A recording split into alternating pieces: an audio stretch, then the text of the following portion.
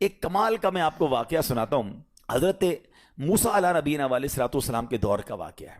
اللہ کریم نے آپ کو حکم دیا کہ اے موسیٰ فلاں علاقے میں جاؤ، میرے ایک ولی کا انتقال ہو گیا ہے، تو اس کا جا کر نماز جنازہ ادا کرو، غسل کفن کا انتظام کرو. آپ ادھر گئے، آپ نے جب غسل کفن کے لیے کوشش کی تو لوگ کہنے لگے آپ کدھر آ گئے، یہ تو بڑا گناہ گار، بڑا بدکار اور زمانے کا بیکار شخص ہے، آپ اس کا جنازہ پڑھنے آئے ہیں. بہرحال آپ نے وہ سارا کچھ کر دیا.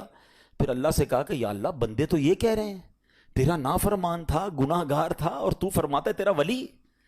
اللہ نے فرمایا موسیٰ بات یہ بندے بات تو صحیح کر رہے ہیں، یہ جو کہہ رہے ہیں نا یہ سب ٹھیک کہہ رہے ہیں، مگر بات یہ ہے کہ اس بندے نے مرنے سے پہلے جب اس کی وفات کا وقت قریب آیا نا تو 5 کلمات کے ذریعے اس نے مجھے پکارا. اے موسیٰ میں نے ان 5 کلموں کی وجہ سے اس کی مغفرت فرما دی. حضرت موسیٰ نے کہا یا اللہ مجھے 5 سینٹنس بتا دے، مجھے وہ 5 کلمات بتا دے کہ صدیاں گناہ کر کے اتنے بڑے گناہ گار کو صرف 5 کلموں کے لیے بخش دیا تو نے. اب ذرا ان 5 سینٹنس کی خوبصورتی، ڈیپتھ اور اللہ سے کنیکٹیوٹی سمجھیے گا. کاش یہ بات سمجھ آ جائے کہ توبہ کہتے کس کو ہیں، اللہ سے کنیکٹیوٹی کسے کہتے ہیں. ہم کانوں کو ہاتھ لگانا یا اللہ میری توبہ، ہمارے تو اسٹائل ہی دوسرے ہیں نا. توبہ کسی اور شے کا نام ہے. توبہ کے لیے کوئی بہت بڑا اہتمام کرنے کی ضرورت نہیں ہے، بس دل سے ایک بار پکارنے کی ضرورت ہے. سچی پکار ہو جائے، ایک بار سچی کنیکٹیوٹی ہو جائے، وہ کریم پچھلے سارے گناہ معاف فرما دیتا ہے. اس پتہ ہے گناہ گار نے وہ 5 جملے کیا کہے؟ وہ کہتا ہے اے اللہ تو جانتا ہے کہ میں نیکوں سے محبت کرتا ہوں اگرچہ خود نیک نہیں ہوں. ذرا سوچئے، میں خود نیک نہیں ہوں مگر تو جانتا ہے مجھے نیکوں سے پیار بڑا ہے. دوسرا سینٹنس کیا تھا؟ یا اللہ تو جانتا ہے میں گناہ گاروں سے بغض رکھتا ہوں، فاسقوں سے بغض رکھتا ہوں حالانکہ میں خود گناہ گار ہوں. سمجھ رہے بات کو؟ اپنے گناہوں کا اعتراف، اقبال جرم ہے. بندے کو کہو تو گناہ گار، بولتا ہے میں کدھر گناہ گار بھائی، مجھ سے بڑا تو نیکی کوئی. ہم تو پہلے یہی ماننے کے لیے تیار نہیں کہ میرے گناہ کتنے ہیں. اللہ کی بات دنیا سے چھپا لو، اللہ سے چھپتا نہیں کچھ. ادھر اقبال کریں، ادھر مانیں، ایکسیپٹ کریں. ہاں دنیا کی عدالت میں اگر ہم کہیں جا کے اپنا جرم ایکسیپٹ کریں سزا سنائی جاتی ہے. سبحان اللہ، میرے رب کی رحمت کے انداز ہی نرالے ہیں، اس کی عدالت کے دستور نرالے ہیں. کوئی سچے دل سے جا کے مان لینا یا اللہ میں سب سے بڑا گناہ گار، اس کی رحمت اس کی بخشش فرما دیتی ہے. اس نے کہا کیا کہا؟ یا اللہ ہوں بڑا گناہ گار، میں گناہ گاروں سے نفرت رکھتا ہوں مگر مولا خود بھی گناہ گار ہوں. تیسرا جملہ کیا تھا؟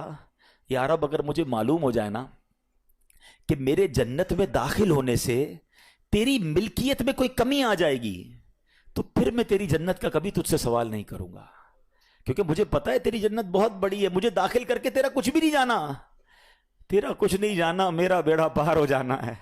تو پھر میں تجھ سے کیوں نہ مانگوں؟ مجھے بخشنے میں تیرا کیا جائے گا؟ تو کریم، تیری جنت بہت بڑی، تیری رحمت بہت بڑی. تو یا اللہ مجھے اگر یہ معلوم ہو جائے کہ مجھے جنت میں داخل کرنے سے تیری ملکیت تھوڑی ہو جائے گی پھر میں جنت نہیں مانگوں گا.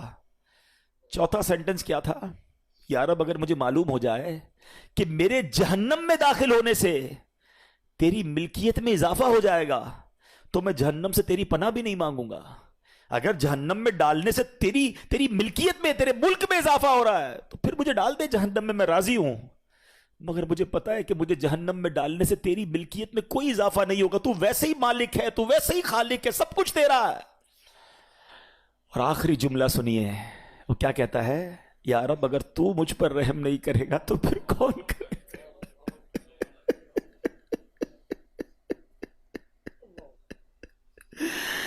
اگر اللہ رحم نہیں کرے گا تو کون کرے گا؟ آج اس کی رحم کی بھیک لینے تو آئے ہیں، آج اس کے کرم کی خیرات لینے تو آئے. ہم مانتے ہیں یا اللہ، ہم سب ایکسیپٹ کرتے ہیں، ہم نے بہت گناہ کیے، ہم نے بہت خطائیں کی، لوگوں سے ڈر لگتا رہا کہ کوئی دیکھ نہ لے. مالک معلوم تھا تو دیکھ رہا ہے، پھر بھی ہم نے گناہ کیے. دروازے بند کر کے گناہ کیے، لائٹ آف کر کے گناہ کیے، علاقے تبدیل کر کے گناہ کیے. ہم سب مانتے ہیں مولا، مگر یہ پتا ہے ہمیں بخش دے گا تو تیری رحمت میں کمی نہیں آئے گی، تیرا جائے گا کچھ نہیں. ہم بھی تیرے بندے ہیں، ہم بھی تیرے بندے ہیں، تیرے محبوب کے امتی ہیں مولا. تو رحم نہیں کرے گا تو کون رحم کرے گا؟ حاصل کریں. جب حضرت عبد الرحمن بن عوف کو ہوش آیا نا تو لوگوں نے کہا کہ آپ کی طبیعت کیسی ہے؟ تو آپ نے کہا کیا مجھ پر غشی طاری ہو گئی تھی؟ تو کہا جی تو کہتے ہیں بے شک میری بے ہوشی میں میرے پاس 2 فرشتے آئے اور کہنے لگے تم چلتے نہیں کہ ہم تمہیں خدا کی بارگاہ میں لے جائیں اور تمہارے بارے میں فیصلے لیے جائیں. دوسرے فرشتے نے کہا انہیں لوٹا دو, یہ ان افراد میں سے ہے جن کے لیے ان کی ماؤں کے پیٹ میں ہی سعادت مندی لکھ دی گئی تھی, اور ان قریب اللہ تعالیٰ ان کے ذریعے ان کی اولاد کو جب تک چاہے گا نفع دے گا. اس کے بعد آپ رضی اللہ تعالیٰ 1 مہینہ مزید زندہ رہے, اس کے بعد انتقال ہوا. تو پتہ چلا کہ آپ کی والدہ نے نماز پڑھی, اللہ سے مدد مانگی اور آپ کو اللہ نے ایک نئی زندگی عطا فرمائی. تو آپ اپنی زندگی میں اس پریکٹس کو آج اس آیت سے دیکھیں, ہم نے کرنا کیا ہے. ہم جب بیان میں آئیں تو صرف بیان نہیں سننا ہے, ہم نے اللہ نے مجھے کہا کیا ہے. ہم اس ٹاپک کو لے کے اسی لیے چل رہے ہیں نا کہ میرے رب نے ڈائریکٹلی مجھ سے کیا بات کی ہے. تو آج اس آیت میں یہ لیسن مل رہا ہے کہ جب کسی پرابلم میں ہیں, کلیمٹی میں ہیں, تو اللہ کی طرف جانا ہے اور نماز سے مدد چاہنی ہے. وَاسْتَعِينُوا بِالصَّبْرِ وَالصَّلَاةِ. اچھا اب آپ دیکھیں پیارے آقا کی نماز کی کیسی عادت تھی. بادل گرجتے تھے, آندھی چلتی تھی, کسی بری خبر کی اطلاع آ رہی ہوتی تھی, نبی پاک نماز کی طرف چلے جاتے. اچھا مجھے بتائیں نماز استسقاء کیا ہے؟ بارش نہیں ہو رہی ہے, پیارے آقا نماز پڑھا رہے ہیں. سورج گہن ہو رہا ہے, نبی پاک نماز پڑھا رہے ہیں. چاند گہن ہو رہا ہے, پیارے آقا نماز کی طرف. یعنی کس قدر اللہ کی طرف رجوع ہے. And whenever anything bad happen یا گوئنگ ٹو بیڈ ہیپن, ہونے والی لگ رہی ہے, کچھ بڑا ہونے والا ہے. ہمیں بھی تو خبریں آ رہی ہوتی ہے نا کہ بھائی کل بہت شدید بارش ہوگی, اللہ نہ کرے کوئی اور بری خبر ایکسپیکٹیشن ہے, آپ کو کاروبار میں کوئی ایسی خبر آنے کا ڈر ہے, یا آپ کی کوئی شپمنٹ جاری ہے, واٹ ایور آپ چاہتے ہیں ہر چیز بہتر ہو جائے. قرآن نے فارمولا دیا نا, وَاسْتَعِينُوا بِالصَّبْرِ وَالصَّلَاةِ. اللہ نے ڈائریکٹلی مجھے اور آپ کو کہا ہے. تو from now on words make your practice کہ میں نے انشاءاللہ نماز سے مدد لینی ہے. اور آپ اپنی آنکھوں سے دیکھیں گے اور آپ اللہ سے عرض بھی کریں کہ اللہ تو نہیں قرآن میں کہا ہے مدد لے, میں نے کھڑا ہو گیا نماز کے لیے. تو نماز سے آپ نے مدد لینی ہے. اچھا اب اس کے بعد آیت کا جو سیکنڈ پارٹ ہے کہ صبر سے بھی مدد لینی ہے. اور آگے کیا فرمایا, ان اللہ مع الصابرین, اللہ صابروں کے ساتھ ہے. سبحان اللہ. اس کا مطلب یہ ہوا کہ اللہ تعالیٰ اپنے علم و قدرت کے ساتھ ویسے تو ہر کسی کے ساتھ ہے, لیکن یہاں صبر کرنے والوں کا خاص ذکر اس لیے ہوا تاکہ انہیں معلوم ہو جائے کہ اللہ تعالیٰ ان کی مشکلات کو دور فرما دے گا. مگر کرنا کیا ہے؟ صبر کرنا ہے. اچھا اب صبر کے بارے میں 2 باتیں بڑی اہم ہیں کہ صبر نارملی ہم جب بھی صبر کے بارے میں سنتے ہیں تو صبر ہم کہتے ہیں یار تکلیف آئی ہے صبر کرو, یقیناً یہ بھی صبر ہے, مگر صبر کی ایک اور قسم بھی ہے جو اس سے بھی سپیریئر ہے, جو اس سے بھی افضل ہے. اور وہ کیا ہے؟ گناہ کے لیے دل چاہے, حرام کے لیے دل چاہے, نفسانی خواہشات برا کام کروانا چاہ رہی ہیں اور بندہ اس پر صبر کرے. یہ صبر جو ہے نا یہ شریعت کو اور محمود ہے اور بڑا افضل ہے کہ انسان کو جی چاہے کہ فلاں گناہ کرنا ہے مگر وہ اس پر صبر کرے. اور دوسرا صبر وہی ہے جو ہم جانتے ہیں کہ کوئی مصیبت آ جائے, کوئی آفت آ جائے, کوئی ہمارا اللہ نہ کرے کسی سے لڑائی ہو جائے, ہمیں کوئی برا بلا کہے, ہم اسے معاف کر دیں, صبر کریں. یا جسمانی تکلیف ہے, کاروبار میں پرابلم ہے, ہم اللہ کی رضا پر راضی رہیں. تو یہ 2 قسم کے صبر ہیں. اور جب کوئی بندہ صبر کرتا ہے نا تو قرآن و حدیث اور بزرگان دین کے اقوال سے میں اب آپ اس کے 10 فائدے بتانا چاہتا ہوں. میں کہتا جاؤں گا, آپ اللہ کے ذکر کی نیت سے سبحان اللہ بھی کہتے رہیں, جنت میں درخت بھی لگاتے رہیں. ٹھیک ہے. اللہ تعالیٰ صبر کرنے والوں کے ساتھ ہے. صبر کرنے والے کو اس کے عمل سے اچھا اجر ملے گا, صبر کرنے والے کو بے حساب اجر ملے گا. صبر کرنے والوں کی جزا دیکھ کر قیامت کے لوگ حسرت کریں گے. صبر کرنے والے رب کریم کی طرف سے درود و ہدایت اور رحمت پاتے ہیں. صبر کرنے والے اللہ کو محبوب ہیں. صبر آدھا ایمان ہے. صبر جنت کے خزانوں میں سے ایک خزانہ ہے. صبر کرنے والے کی خطائیں مٹا دی جاتی ہیں اور صبر ہر بھلائی کی کنجی ہے.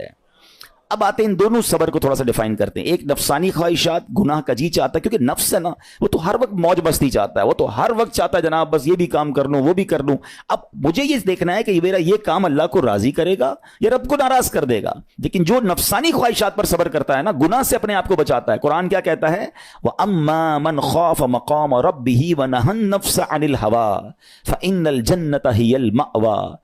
اور رہا وہ جو اپنے رب کے حضور کھڑے ہونے سے ڈرا اور نفس کو خواہش سے روکا تو بے شک جنت ہی اس کا ٹھکانہ ہے. دل چاہ رہا ہے, شیطان کہہ رہا ہے کر لے, کوئی دیکھنے والا نہیں ہے, علاقہ بھی چینج کر لیا, شہر بھی تبدیل ہو گیا, nobody here to watch you, مگر اللہ دیکھ رہا ہے. اچھا نارملی اگر غور کریں گناہ کرتے کیوں ہیں؟ جتنے بھی گناہ ہیں, what ever the list of گناہ اٹھائیے, کوئی شراب پیتا ہے, کوئی بدکاری کرتا ہے, معاذ اللہ کوئی جوا کھیلتا ہے, کوئی جناب بے حیائی کرتا ہے, گندی چیزیں دیکھتا ہے یا جھوٹ بولتا ہے, واٹ ایور, ان تمام گناہوں میں تھوڑی سی لذت ہے, ٹیسٹ. ٹھیک ہے. غیبت میں بھی ٹیسٹ ہے, بلکہ کتابوں میں آیا کہ غیبت میں شراب سے بھی زیادہ مزہ ہے, جبھی تو بندہ چھوڑتا نہیں ہے. اچھا لیکن یہ تمام ٹیسٹ میں ایک بڑی اہم بات اب میں کہنے جا رہا ہوں. یہ بزرگ نے بڑی کمال کی ون لائنر ہمیں دے دیا ہے. وہ کہتے ہیں کبھی بھی لذت کے لیے گناہ مت کرنا, کیونکہ لذت ختم ہو جائے گی, گناہ کا جواب اور پنشمنٹ باقی رہ جائے گی. اب آپ اس فارمولے کو سامنے رکھیں کہ جب بھی ہم گناہ کرتے ہیں فیو منٹس یا فیو آورز کی ایک انجوائمنٹ ہے, آفٹر دیٹ انجوائمنٹ ختم, مگر اس کا جواب باقی ہے, عذاب باقی ہے, اللہ نہ کرے اللہ ناراض ہوا تو پنشمنٹ باقی ہے. تو کیا فرمایا, انجوائمنٹ کے لیے گناہ مت کرنا, انجوائمنٹ ختم ہو جائے گی, عذاب باقی رہ جائے گا. اور اگلا سینٹنس کتنا خوبصورت ہے, فرماتے ہیں کبھی بھی تکلیف کی وجہ سے نیکی مت چھوڑنا, تکلیف ختم ہو جائے گی, اجر باقی رہ جائے گا. اب مثال دیتا ہوں, اس کے 2-3 ایگزامپل سمجھیے. گناہ کی ایگزامپل تو آپ سمجھ گئے کہ کوئی بھی تھوڑی دیر کا گناہ کرتا ہے, لذت پاتا ہے, وہ گناہ ختم, عذاب باقی. اب نیکی میں کیا ہوتا ہے, فجر کے لیے اٹھنا, نیند آ رہی ہے, دل نہیں چاہ رہا, آپ اٹھے, آپ نے وضو کیا, فجر پڑھا, وہ اٹھنے کی تکلیف تو ختم ہو گئی نا, واپس سونا تو سو جائیے, مگر فجر کا اجر اور ثواب باقی رہ گیا ہے. رمضان کے روزے ڈیفیکلٹ ہیں, لیکن افطار کے بعد تکلیف ختم ہو جاتی ہے, ہم کھاتے پیتے ہیں, موج کرتے ہیں, مگر ثواب باقی رہ جاتا ہے. کبھی کبھی آپ کو کوئی مسجد میں بلاتا ہے, یار چلو بھائی بیان ہو رہا ہے, اجتماع ہو رہا ہے, کوئی نیکی کی بات ہو رہی ہے, نہیں یار دل نہیں چاہ رہا, آپ آ گئے, آدھے 1 گھنٹہ بیٹھے, پھر چلے گئے, وہ آپ کا جو ٹینشن تھا یا پریشر تھا وہ ختم ہو گیا, مگر ثواب باقی رہ گیا. تو اب اس فارمولے کو یاد رکھیے گا, جب بھی گناہ آپ کی طرف آئے نا, آپ سوچیں کتنی دیر کا فائدہ ہے, 1 گھنٹہ دوستوں کے ساتھ بیٹھوں گا, بری باتیں کروں گا, 2 گھنٹے فلم دیکھوں گا, 2 ڈھائی 3 گھنٹے, بس اس کے بعد جواب تو باقی ہے نا, قیامت تک اللہ کو جواب دینا پڑے گا.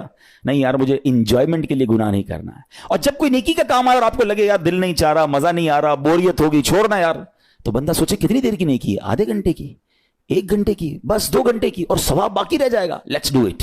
اگر یہ بات سمجھ آ گئی نا آپ کو, تو انشاءاللہ دیکھیے گا گناہ سے بچنا اور نیکیاں کرنا آسان ہو جائے گا. تو اب کیا فرمایا قرآن نے کہ جس نے اپنے نفس کو روکا, کیا خوبصورت آیت ہے, وَأَمَّا مَنْ خَافَ مَقَامَ رَبِّهِ وَنَهَى النَّفْسَ عَنِ الْهَوَىٰ, اب رہا وہ جو اپنے رب کے حضور کھڑے ہونے سے ڈرا اور نفس کو خواہش سے روکا, تو بے شک جنت ہی اس کا ٹھکانہ ہے. اور ایک اور جگہ کمال سے فرمایا, وَلِمَنْ خَافَ مَقَامَ رَبِّهِ جَنَّتَانِ, مبارک ان کو جو اللہ سے ڈرتے ہیں نا, صبر کرتے ہیں, گناہ نہیں کرتے, رک جاتے ہیں. قرآن کہتا ہے جو اپنے رب کے حضور کھڑے ہونے سے ڈرے اس کے لیے 2 جنتیں ہیں, 1 نہیں 2 جنتیں ہیں. سورہ رحمان کی آیت ہے.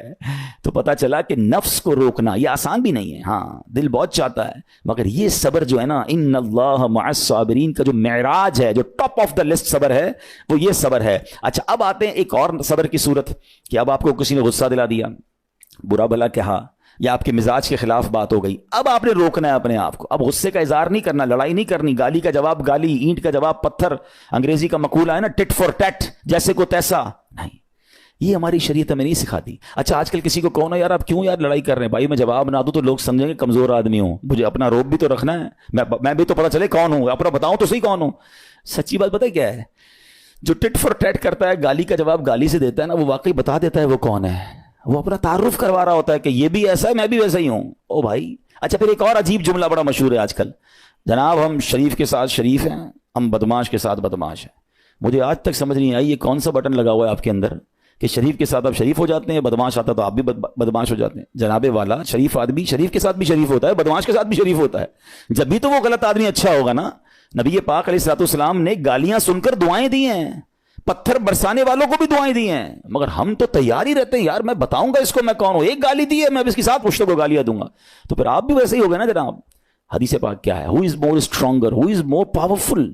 اللہ کے حبیب علیہ الصلوۃ والسلام فرماتے ہیں کہ بہادر وہ نہیں, یہ بخاری شریف کی حدیث ہے, بہادر وہ نہیں جو پہلوان اور دوسرے کو پچھاڑ دے, بلکہ بہادر وہ ہے جو غصے کے وقت اپنے آپ کو قابو میں رکھے.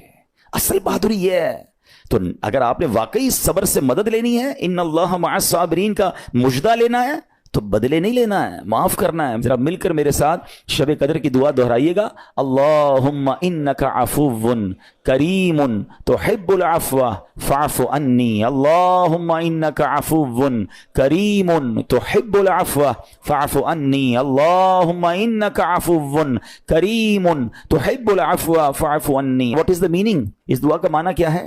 اللہم انک عفو, اے اللہ تو معاف کرنے والا ہے, تحب العفو, معافی کو پسند کرتا ہے, فاعف عنی, اللہ مجھے بھی معاف کر دے. ہم کیا کہہ رہے ہیں اللہ سے, اللہ مجھے معاف کر دے اور میرے سارے اگلے پچھلے گناہ معاف کر دے. مگر دیر از اے کوسچن, آپ نے معاف کر دیا سب کو؟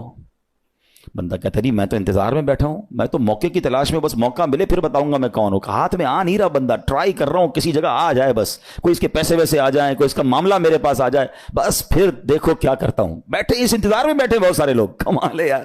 یعنی دشمنیاں پالی ہوئی ہیں, رشتہ داریاں کاٹی ہوئی ہیں, دوستوں کے پاس جا نہیں رہے ہیں, میاں بیوی میں لڑائی ہے, ایک سوری کے لیے بیوی گھر بیٹھی ہے, وہ کہتی شوہر سوری کہہ دے تو میں آ جاؤں گی, شوہر کہتا ہے بیوی معافی مانگ لے تو میں لے آؤں گا. ارے بھائی کوئی بھی آگے بڑھ کے معافی کر لو بھائی, اللہ سے معافیاں مانگ رہے ہو, بندوں کو معاف کرنے کے لیے کوئی تیار نہیں ہے. مجھے خود بتائے نا یہ کیسی دعا ہے کہ اے اللہ تو مجھے معاف کر دے, میں نے کسی کو معاف نہیں کرنا. یہ بنتی ہے دعا؟ اللہ سے پتہ ہے کیا کہیں, اے اللہ میں نے بندہ ہو کر تیرے سارے بندوں کو معاف کر دیا ہے, تو سب سے بڑا معاف کرنے والا ہے نا, اللہ تو بھی مجھے معاف کر دے. Look at the way to talk, یہ مزہ ہے نا بات کرنے کا, پھر دعا کرنے کا لطف بھی آئے گا آپ کو. تو دشمنیاں نہ رکھیں, غصے پر قابو پائیں, معاف کریں. ایک حدیث سن لیجئے, لرزا دیتی ہے, ڈرا دیتی ہے. اللہ کے نبی علیہ الصلوۃ والسلام فرماتے ہیں جو رحم نہیں کرتا اس پر رحم نہیں کیا جاتا. حدیث کا خلاصہ ہے. اور جو معاف نہیں کرتا اسے معاف نہیں کیا جاتا. اب بتائیے ہم معاف کرتے ہیں, ہم رحم کرتے ہیں, ہم کہتے ہیں اللہ ہم پر رحم کرے, ہم کسی پر رحم نہ کریں. نہیں ہوگا رحم, پہلے اپنے اندر تو لائیے یہ باتیں. اب ایک آیت سنیے گا, اس کے تحت ایک واقعہ, اور پھر میں بیان کو کنکلوڈ کرتا ہوں. اللہ کریم ارشاد فرماتا ہے الذین ينفقون فی السراء والضراء والکاظمین الغیظ والعافین عن الناس واللہ یحب المحسنین. قرآن میں رب فرماتا ہے جو خوشحالی اور تنگ دستی میں اللہ کی راہ میں خرچ کرتے ہیں. یہ بڑی خوبصورت بات ہے, یہ غریب اسلامی بھائیوں کے لیے بھی مدنی پھول ہے. امیر تو خرچ کرتا ہے نارملی, غریب خرچ نہیں کرتا اللہ کی راہ میں. ہمارے قبلہ مفتی قاسم صاحب نے تفسیر قرآن صراط الجنان میں ایک بڑی پیاری بات لکھی.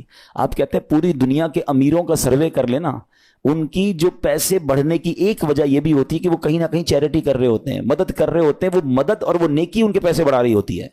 اور پوری دنیا کے غریبوں کا سروے کریں تو ان میں سے بڑی تعداد وہ جو خرچ ہی نہیں کرتی ہے اللہ کی راہ میں. کہتے ہیں ہم کیا خرچ کریں, ہم تو غریب ہیں, ہم پر لوگ خرچ کریں. میں آپ کو فارمولہ دے رہا ہوں اور یہ قرآن سے دے رہا ہوں. جو تنگی میں بھی اللہ کی راہ میں خرچ کرتے ہیں, جو خوشحالی میں بھی خرچ کرتے ہیں. آپ تنگی میں آپ روپیہ خرچ کریں, یہ نہیں کہتے آپ 10,000 روپے خرچ کریں, جتنی آپ کی حیثیت. یہ کاروبار ہے, آپ 1 روپیہ دیں گے اور آئے گا, آپ 10 روپے دیں گے اور آپ کسی نہ کسی نیکی کے کام میں خرچ کرتے رہیں, آپ غربت سے باہر آ جائیں گے. If you want to take out yourself from that problem, آپ آئیں اللہ کی راہ میں خرچ کرنا شروع کریں. قرآن کہہ رہا ہے کہ جو تنگی اور خوشحالی میں اللہ کی راہ میں خرچ کرتے ہیں. اور اگلا پارٹ کتنا خوبصورت ہے, فرمایا والکاظمین الغیظ والعافین عن الناس, فرمایا اور غصہ پینے والے اور لوگوں سے درگزر کرنے والے. انعام کیا ہے, واللہ یحب المحسنین, اور اللہ نیک لوگوں سے محبت فرماتا ہے. اور پھر ہاں زندگی میں کلیمٹیز, پرابلم, بیماریاں, مشکلیں, قرآن خود کہتا ہے کہ من قریب تمہیں آزمائیں گے. کبھی بیماری آئے گی, کبھی بھوک آئے گی, کبھی مال کم ہو جائیں گے, کبھی ڈسٹربنس آئے گی, خوف آ جائے گا. تو بی ریڈی فار دیٹ, صبر کرنا ہے, کیونکہ اللہ نے فرمایا وبشر الصابرین, صبر کرنے والوں کے لیے خوشخبری ہے. تو اللہ کرے کہ یہ بات ہمیں سمجھ آ جائے اور ہم اس آیت پر عمل کرنے والے بن جائیں تو زندگی بڑی آسان ہو جائے گی. یہاں ایک میں عقیدے کی بات بھی کلیریفائی کر دوں. کچھ لوگوں کو بعض اوقات کنفیوژن ہوتی ہے یا لوگ کنفیوژن کریٹ کرتے ہیں. مجھے ایک بات بتائیے گا کہ اللہ کیا کہہ رہا ہے, وَاسْتَعِينُوا بِالصَّبْرِ وَالصَّلَاةِ, اے ایمان والو صبر سے اور نماز سے مدد چاہو. کیا صبر اور نماز خدا ہیں؟ بتائیے, نہیں ہے نا, اللہ تو نہیں ہے. ہم صبر اور نماز کی عبادت تو نہیں کرتے. تو جب قرآن کہہ رہا ہے کہ صبر اور نماز سے مدد مانگو, تو غیر اللہ سے مدد مانگنے کا درس تو ہمیں قرآن دے رہا ہے. تو اس کا مطلب یہ ہوا کہ اللہ کے سوا کسی چیز سے یا کسی شخصیت سے مدد لینے کا مقصد یہ نہیں ہوتا کہ ہم اس کی عبادت کر رہے ہیں. اگر آج کے دور میں کوئی اللہ کے نبی سے کہتا ہے کہ یا رسول اللہ انظر حالنا, یا بھر دو جولی میری یا رسول اللہ, تو یہاں کوئی شرک کی بات نہیں ہے. کیوں کہ یہاں یہ نیت نہیں ہے کہ ہم ان کو خدا مان رہے ہیں, یا یہ بھی نیت نہیں ہے. ایک بات, ایک عقیدہ کلیئر کر دیتا ہوں. پوری دنیا میں عاشقان رسول کا یہی عقیدہ ہے کہ کوئی نبی, کوئی صحابی, کوئی ولی اپنی طرف سے کسی کو کچھ نہیں دے سکتا. وہ سب رب کے محتاج ہیں. اللہ کسی کا محتاج نہیں ہے. جو اللہ کا ہے وہ اس کا اپنا ہے. ہاں اللہ نے اپنے مخصوص بندوں کو کچھ عطائیں کی ہوئی ہیں, کچھ پاورز دیے ہوئے ہیں, وہ اللہ کی عطا سے اگر کسی کو تقسیم کرتے ہیں تو اس میں کوئی پرابلم نہیں ہے. قرآن کہہ رہا ہے اے ایمان والو صبر اور نماز سے مدد چاہو. یہاں ایک اور بات سمجھنی ہے. دنیاوی طور پہ بھی کیا ہوتا ہے کہ آپ کوئی باس ہوتا ہے, اپنے کسی مینیجر کو پاور آف اٹارنی دے دیتا ہے کہ یہ تمہارے پاس اس پراپرٹی کا پاور ہے, تمہارے پاس فلاں چیز کا پاور ہے, وہ اس پاور کے بہاف پر وہ کام کر دیتا ہے, مگر کوئی یہ نہیں کہتا کہ he is the owner, actually he have attorney, he have power of attorney. بالکل ہمارا بھی عقیدہ یہ ہے کہ اللہ نے اپنے کچھ مخصوص بندوں کو, اپنے پیاروں کو کچھ اختیارات عطا فرمائے ہیں, اور جب وہ ان اختیارات پر عمل کرتے ہیں تو ایکچولی وہ اللہ ہی کی عطا ہے. ہاں, دنیا میں اگر کوئی یہ سمجھتا ہے کہ کوئی شخصیت یا کوئی بزرگ یا کوئی اللہ والے اپنی طرف سے دیتے ہیں, رب کا اس میں کوئی دخل نہیں, تو یہ شرک ہے, یہ بات درست نہیں ہے. ہمارا سب کا عقیدہ یہ ہے کہ جو کچھ دنیا میں اگر کسی ولی, نبی, صحابی کے پاس ہے وہ رب کا دیا ہوا ہے, رب کی عطا ہے, رب ان کو دیتا ہے, رب کو کوئی نہیں دیتا. رب کے پاس جو کچھ ہے وہ اس کا اپنا ہے. تو یہ کانسیپٹ بھی کلیئر ہوتا ہے قرآن پاک کی اس آیت